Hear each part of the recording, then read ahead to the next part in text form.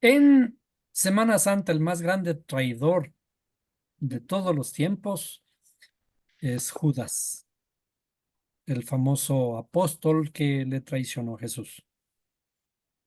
Pero esto que parece en la literalidad como el más grande traidor, no está escrito de que dice nadie me quita la vida, las palabras de Jesús, sino que yo mismo la tomo, yo mismo la doy y la vuelvo a tomar. ¿Cómo es que le culpamos a Judas de hacer un trabajo que estuvo predestinado para él,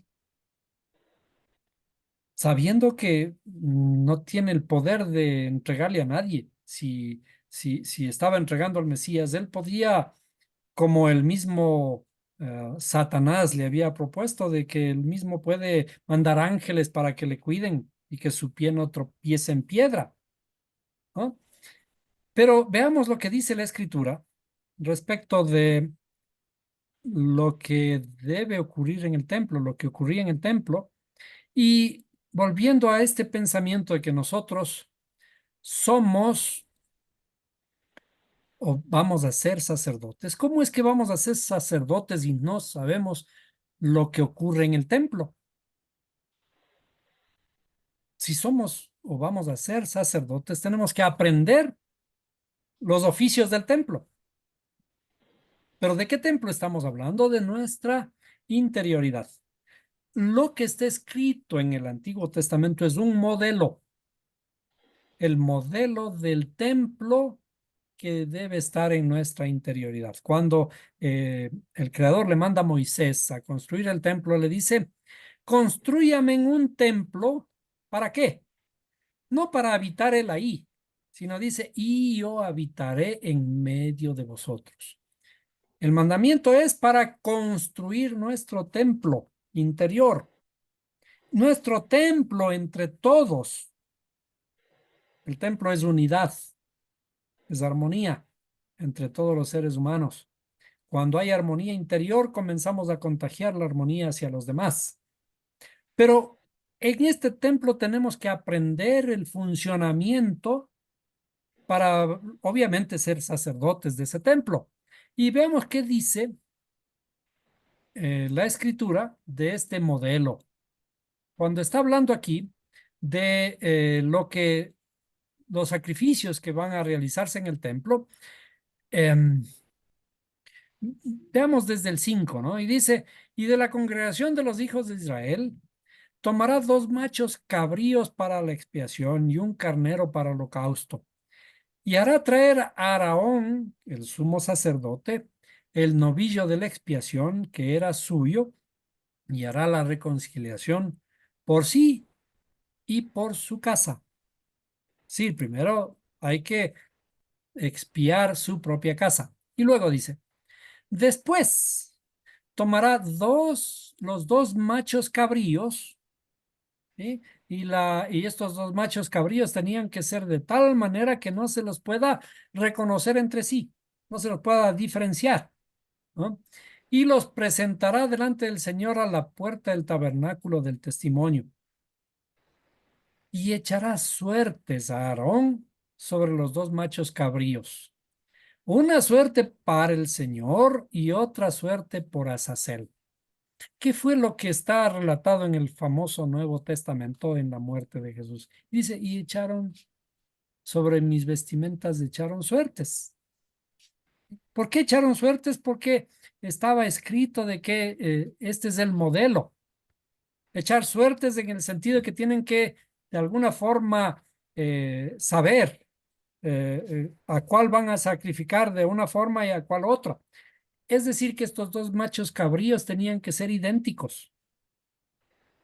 Aquí nos metemos en un problema porque vamos a decir que Judas de alguna forma tiene el mismo nivel del Mesías, pero, y dice, y echará suertes de Aarón sobre los dos machos cabríos, una suerte por el Señor. Y cuando está hablando aquí por el Señor, está hablando por el nombre sublime. ¿En dónde está el nombre sublime? Hemos visto que está en nuestra interioridad. Y la otra suerte por Azazel. Este es un personaje misterioso, un hombre misterioso, pero veamos qué ocurre con el famoso Azazel. Y hará traer a Araón el macho cabrío por el cual cayere la suerte por el Señor y lo ofrecerá por expiación. ¿Cuál es el modelo de la expiación? El modelo de la expiación es el famoso Jesús que viene a morir en expiación por nuestros pecados. Más el macho cabrío sobre el cual cayere la suerte por Azazel, lo presentará vivo delante del Señor para hacer la reconciliación sobre él, para hacer la reconciliación sobre él. Es decir, es un trabajo bueno para enviarlo a Azazel al desierto. Nos vamos a meter ahorita a dilucidar qué es Azazel al desierto. Pero fíjense qué historia más trágica para estos dos. El uno, bueno, sacrificio, pero quizás rápido, sin mayor problema, pero por el otro, dice, y hará llegar a Aarón el novillo que era suyo para la expiación y hará la reconciliación por sí y su casa y degollará el novillo que era suyo por expiación. Después tomará el incensario lleno de brasas de fuego, el altar delante del Señor y los puños llenos del incienso aromático molido y lo meterá del velo dentro. Déjeme ver si encontramos rápidamente. Y después dice, y después degollará el macho cabrío que era del pueblo para expiación y meterá la sangre de él, del velo adentro, y hará de su sangre como hizo de la sangre del novillo y esparcirá sobre la cubierta, delante de la cubierta. Eso está hablando del primero. Y veamos si aparece el otro.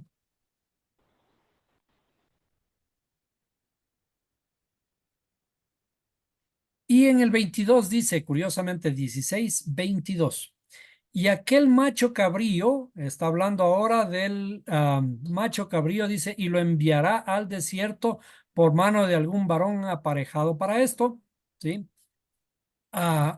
Quizás vale la pena que leamos un poquito antes, desde el 21. Y pondrá a Aarón ambas manos suyas sobre la cabeza del macho cabrío vivo y confesará sobre él todas las iniquidades de los hijos de Israel y todas sus rebeliones y todos sus pecados poniéndoles así sobre la cabeza del macho cabrío, y lo enviará al desierto por mano de algún varón aparejado para esto.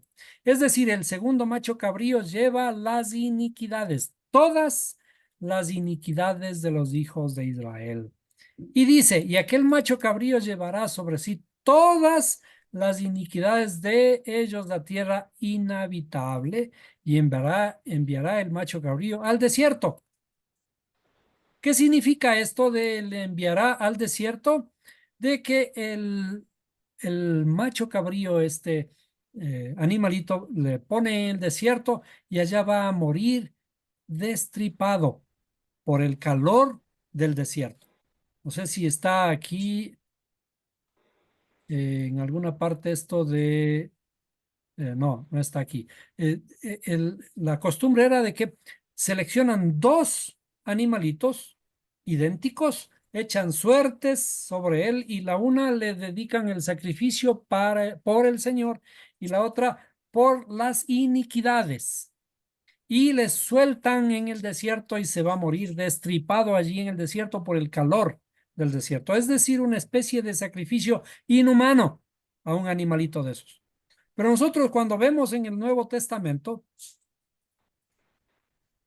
hay inclusive dos formas en las que muere Judas después de entregar al maestro. Dice que él primero compró con las monedas que había recibido por el pago de haber entregado a su maestro las 30 piezas de plata. Dice, fue y compró